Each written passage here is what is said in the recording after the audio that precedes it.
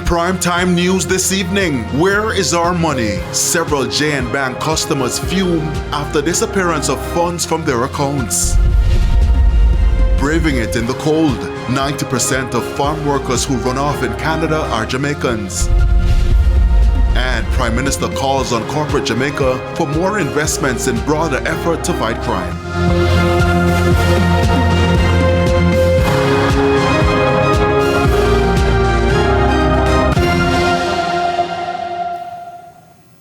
Good evening and welcome to Primetime News. We're on air and online at onespotmedia.com, and a special welcome to our viewers on TVJ International in the Cayman Islands.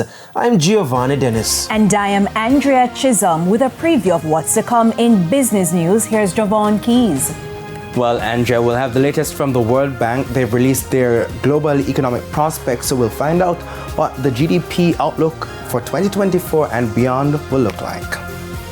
Lots going on in football, and Spencer Darlington is here to give us a preview of what's coming up in sports. That's right. Thank you very much, Giovanni. Well, on cricket, the West Indies have a two-test series coming up in Australia. The Windies coach have been speaking about their time so far in that country. We'll tell you more in Primetime Sports later.